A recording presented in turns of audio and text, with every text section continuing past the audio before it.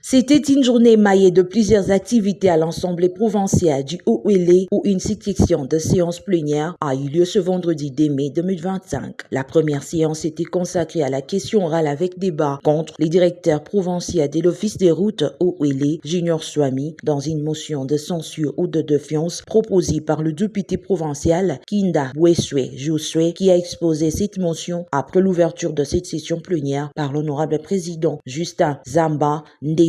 Cette motion est composée de 15 questions. Ici, l'initiateur de cette question orale avec débat tacle le directeur provincial sur le retard des activités du pont Bomukandi, l'état de lieu sectoriel de l'Office des routes, son plan d'action dans ces secteurs, le non-paiement des agents de l'Office des routes.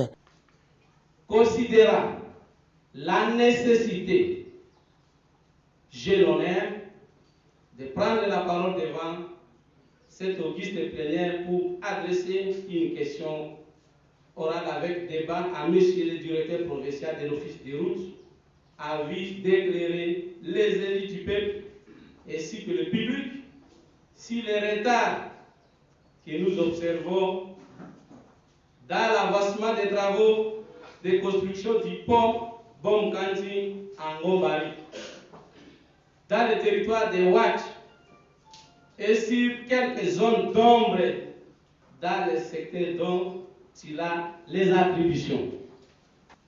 Point de question. La première, monsieur le directeur provincial,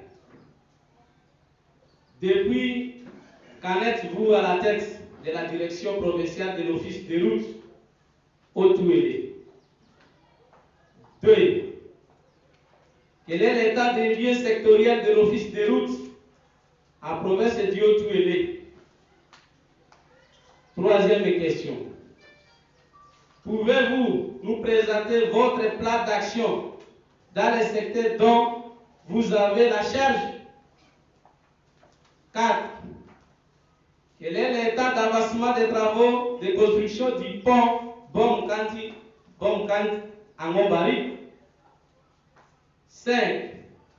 Selon votre plan d'action, il faut encore combien de temps pour que cet ouvrage soit remis aux usagers? 6e question. Monsieur le directeur, pouvez-vous nous dire clairement les raisons du retard que connaissent les travaux de construction du pont Bomukandi en Ngombari? Après cette exposition, il a été constaté l'absence du directeur provincial de l'Office de route, Junior Swami, ce qui a suscité l'indignation des élus du peuple où ils ont proposé de saisir le secrétaire général des ITPR, le directeur général de l'Office des routes, ainsi que la première ministre pour ce manque de considération affiché par les directeurs provinciaux de l'Office de route pour en tirer les conséquences.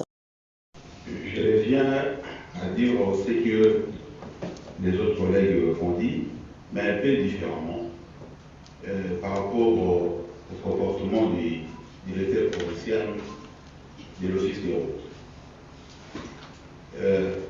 Nous étions à Kinshasa, dans l'ordre de feu que vous avez donné, pour aller faire le suivi et le plaidoyer sur les dossiers de points fondés, mais particulièrement sur les dossiers de boulot qui étaient perdus selon la direction générale de l'Office des routes.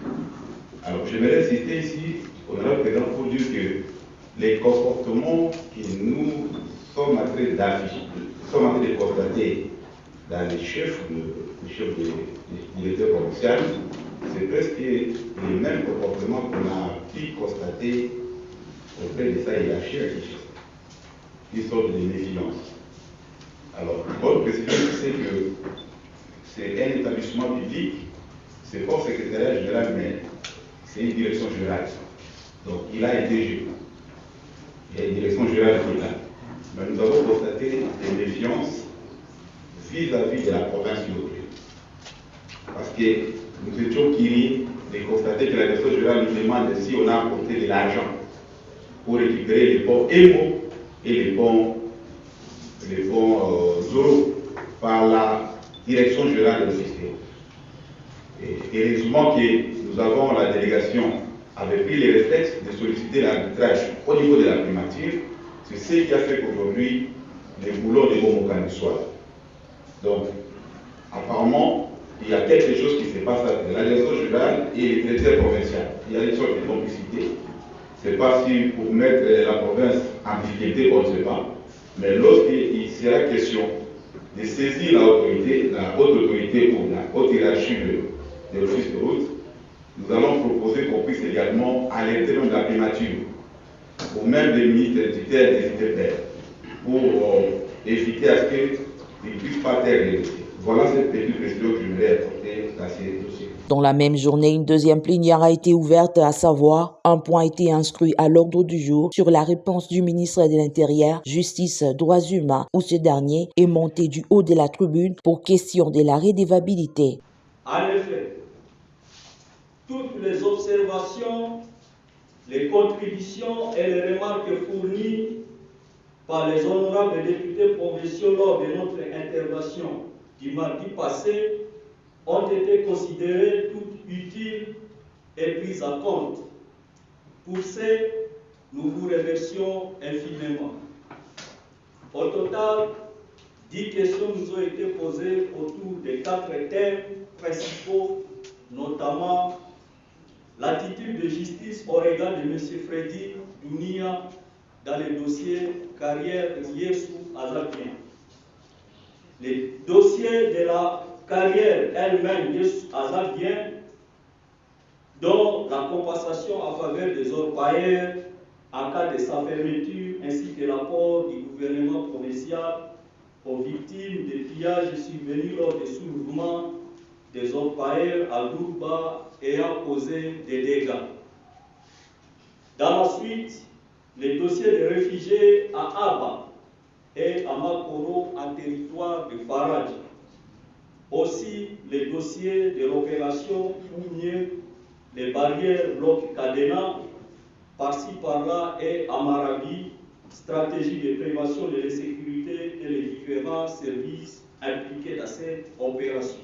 En outre, le président de l'Assemblée provinciale du Haut-Uélé, Justin Nzamba, a accordé la parole à l'initiateur de cette question orale avec débat, l'honorable rapporteur Suikou Makofi Floribert, pour quelques observations. Honorable président, honorable membre du bureau, honorable députés provinciaux et chers collègues, nous avons suivi religieusement et avec beaucoup d'intérêt la réplique de son Excellence, Monsieur le ministre provincial de l'Intérieur, face aux préoccupations lui adressées par les élus légitimes du peuple. Au regard des réponses qu'il qualifie lui-même de façon abusive, désatisfaisante, nous avons retenu ce qui suit. L'Excellence, Monsieur le ministre provincial de l'Intérieur, sécurité, ordre public, décentralisation, coopération interprovinciale, justice et droits humains, ne maîtrise aucunement son secteur et considère les élus provinciaux que nous sommes comme ses enfants des courses ou encore ses agents pour lui fournir des informations relatives à la sécurité intérieure de notre province. Honorable président, honorable membre du bureau, honorable députés provinciaux et chers collègues, pour confirmer mon propos, voici mes observations tirées des éléments de réponse fournis par son Excellence, Monsieur le ministre Floribert. Ils ont fait seulement copier-coller. Vos agents ne vous aident pas utilement. Je ne le dis pas que vous puissiez aller aujourd'hui changer l'arrêté, mais vous devez les chatouiller, qu'ils puissent bien travailler, qu'ils puissent bien vous aider. Ainsi, Honorable Président, honorables députés, chers collègues, j'accorde un délai de 30 jours à son Excellence, Monsieur le ministre provincial, pour se conformer aux différentes recommandations. Faute de quoi, je serai obligé de passer à la vitesse supérieure. La plénière a dégagé que le ministre de l'Intérieur ne maîtrise pas son secteur ou quelques recommandations lui ont été adressées qu'il doit scrupuleusement respecter. Un délai de 30 jours lui a été accordé pour s'y conformer à toutes les recommandations. Après la levée de ces deux plénières, la presse a approché l'honorable rapporteur pour épingler les grandes lignes de ces séances plénières. Oui, merci beaucoup. Je dois rappeler que la question orale avec débat adressée au directeur provincial de l'Office des routes a été initiée par le collègue honorable Tinda Boissou Joseph, qui était l'initiateur de cette question.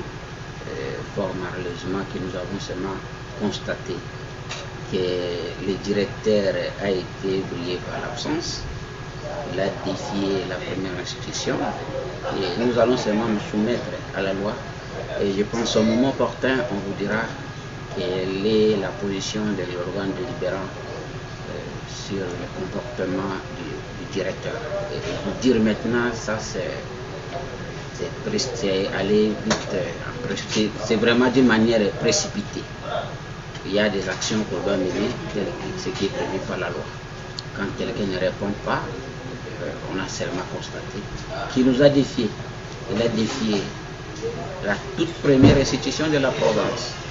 Et il sera responsable de ce qui sera pris comme décision au niveau de l'Assemblée provinciale. Et moi, je ne peux pas maintenant vous dire parce que ça va devoir se décider à la plénière. Ce que je dirais à nos électeurs, c'est d'être calme. La première institution est en train de faire ses missions régaliennes qui leur sont dévolues dans la loi.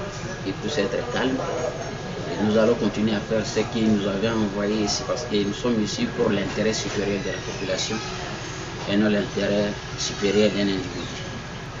En fait, oui, c'est moi l'initiateur. On avait trouvé bon nombre de problèmes qui ne marchaient pas, qu'on devrait avoir des éclaircissements là-dessus. Raison pour laquelle on avait posé cette question avec débat adressé au ministre de l'Intérieur. Vous savez, la province traverse une situation que je ne me permettrai pas de les qualifier, parce que je ne suis pas un agent de sécurité. Il revient au personnel de sécurité de les confirmer, de les qualifier. Mais on lui avait posé la question en rapport avec la sécurité, la situation générale de son ministère. Et il a fourni des réponses. Et nous, en tant que bon père de famille, on ne pouvait pas les mettre à côté, parce que si on avait vraiment de rigueur, ils devraient partir. Mais nous avions dit que c'est notre enfant, on est là, on n'est pas là pour entrer en guerre avec l'exécutif, mais nous lui avions fourni quelques recommandations qui ont été approuvées par la plénière du jour. Je pense au moment voulu, au moment opportun, on va devoir les transmettre au ministre pour qu'il puisse obtempérer là-dessus. Oui, il y en a beaucoup. C'était presque 5 recommandations. La première était qu'il puisse d'abord maîtriser son secteur. Et la deuxième était en rapport avec ses collaborateurs. Il doit redynamiser. Et au niveau de la troisième était en rapport avec les barrières bloc cadenas. C'est une rencontre solennelle des élus du peuple tablant sur des questions capitales de la province en stimulant les membres du gouvernement de servir correctement le peuple et être à la hauteur de leur charge pour développer tant soit peu cette province.